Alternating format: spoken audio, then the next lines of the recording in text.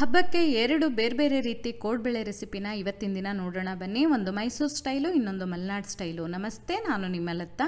Veg recipes of ಕರ್ನಾಟಕಕ್ಕೆ ನಿಮಗೆಲ್ಲರಿಗೂ ಮತ್ತೊಮ್ಮೆ ಸ್ವಾಗತ.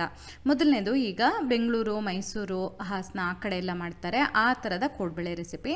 ಅದಕ್ಕೆ ಒಂದು ಪಾತ್ರೆಯಲ್ಲಿ 1 ಕಪ್ ಅಕ್ಕಿ ಹಿಟ್ಟು ತೊಗೊಂಡು ಅದಕ್ಕೆ 1/4 ಕಪ್ಪಷ್ಟು ಮೈದಾ ಹಿಟ್ಟನ್ನು ಹಾಕಿ ಒಂಚೂರು ಹೊತ್ತು ಹೀಗೆ ಹುರ್ಕೊಳ್ಬೇಕಾಗತ್ತೆ. ತುಂಬ ಬಿಸಿ ಆಗೋವರೆಗೇನು ಬೇಡ, ಒಂದು ಸ್ವಲ್ಪ ಹೀಗೆ ಕೈಯಲ್ಲಿ ಮುಟ್ಟೋಷ್ಟು ಬಿಸಿ ಆದರೆ ಸಾಕು. ಆಮೇಲೆ ಒಂದು ಮಿಕ್ಸಿ ಜಾರಲ್ಲಿ 1/4 ಕಪ್ಪಷ್ಟು ಹುರಿಗಡಲೆ ಅಥವಾ ಪುಟಾಣಿನ ತೊಗೊಂಡು ಪುಡಿ ಮಾಡ್ಕೊಬೇಕು ನುಣ್ಣಗೆ.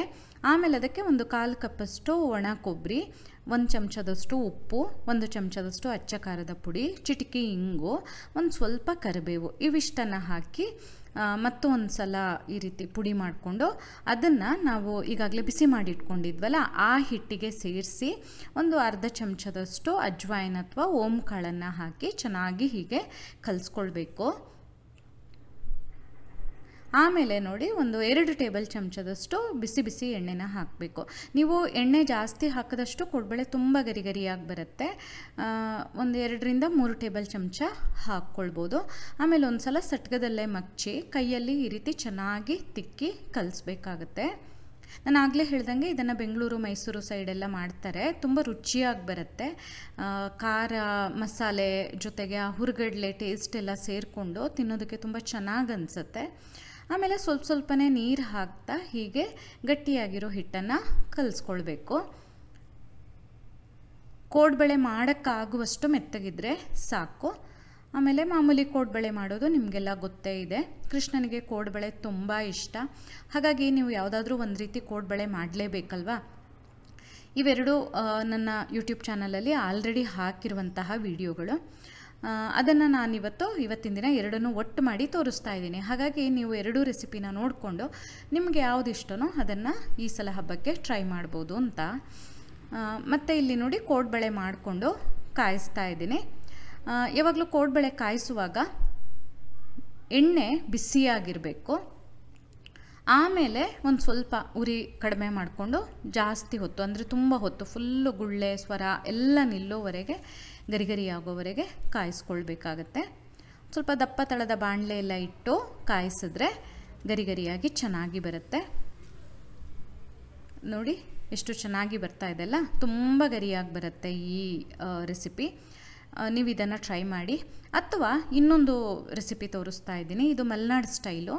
ಮಲೆನಾಡು ಆ ಕಡೆ ಸೈಡೆಲ್ಲ ಮಾಡುವಂತಹ ಕೋಡ್ಬಳೆ. ಇದಂತೂ ಇನ್ನೂ ಜಾಸ್ತಿ ತುಂಬಾ ಗರಿಗರಿಯಾಗಿ ಬರುತ್ತೆ.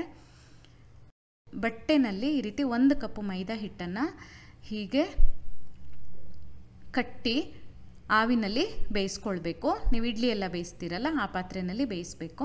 ಇಲ್ಲಾಂದರೆ ಒಂದು ಬಾಕ್ಸಲ್ಲಿ ಅಥವಾ ಒಂದು ಚಿಕ್ಕ ಪಾತ್ರೆಯಲ್ಲಿ ಇಟ್ಟು ಬೇಕಾದರೂ ಬೇಯಿಸ್ಬೋದು.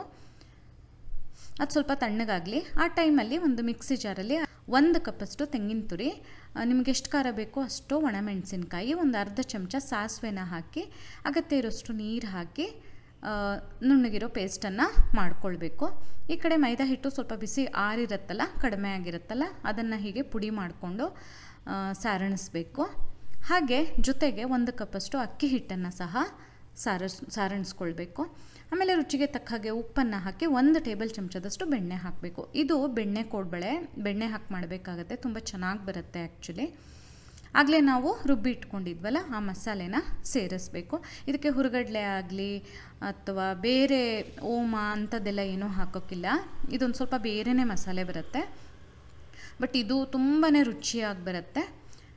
ಆವಾಗ ಮಾಡ್ದಂಗೆ ಕೋಡ್ಬಳೆನ ಮಾಡಿದ್ರೆ ಆಯಿತು.